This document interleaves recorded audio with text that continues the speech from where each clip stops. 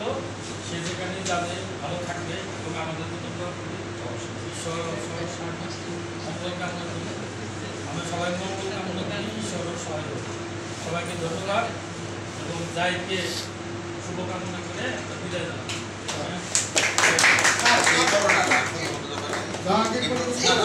একটু বলেন।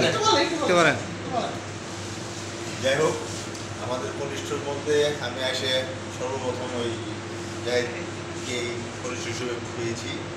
সেদিক থেকে জাহিদের কাছ থেকে সব ধরনের যে সার্বিক সহযোগিতা এটা কমতি ছিল না। আর যার কারণে ওর প্রতি আমরা ছিল কৃতজ্ঞ, বা সেই সাথে তার সামনে সুন্দর জীবন বলতে যাতে আল্লাহ তাআলা সহায় হোক সেগুলোই করবো। আর সেই সাথে জাহিদের কাছে আমার প্রত্যাশা থাকবে আমাদের জন্য সবসময় দোয়া করবেন যাতে আমরা ভালো থাকি, আপনারা ভালো থাকি।